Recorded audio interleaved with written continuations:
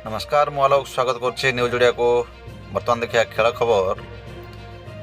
भारतर दमदार विजय होइछे।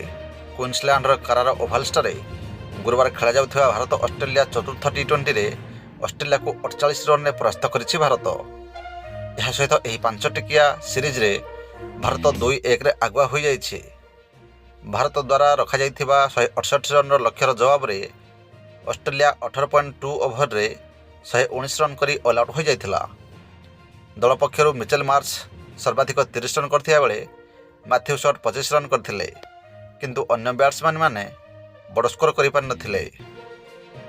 भारत पक्षर वाशिंगटन सुंदर 3टी विकेट नैथिया बेले अक्षर पटेल और शिवम दुबे 2टी लेखाएं विकेट नैथिले। सेपरि अर्शदीप सिंह, वरुण चक्रवर्ती और जसप्रीत बुमरा 1 लेखाएं विकेट नेबारे सफल होइथिले। एही मैच रे ऑस्ट्रेलिया टॉस जीति प्रथम बोलिंग करिया निष्पत्ति नैथिला। प्रथमे बैटिंग करी भारत निर्धारित 20 ओभर रे 8 विकेट हराई 167 रन टार्गेट करथिला। भारत पक्षर अभिषेक शर्मा और शुभम गिल प्रथम विकेट जोड़ी रे 51 रन करी एक भल मूलदुआ पकाइथिले। शर्मा 28 रन और गिल 46 रन करथिले। सेपरि शिवम दुबे 22 और सूर्यकुमार यादव 20 रन करी आउट होइथिले। मात्र तिलक वर्मा और जितेश शर्मा यथाक्रमे 5 और 3 रन करी विफल होइथिले। तबे अक्षर पटेल 11टी बॉल 21 रन करी स्कोर को एक सम्मानजनक स्तर को नहीं जाइथिले।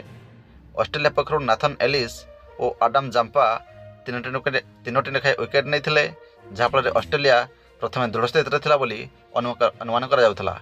किंतु भारतर बोलिंग आगे ऑस्ट्रेलिया हार मानछि एवं भारतर दमदार विजय होइछि।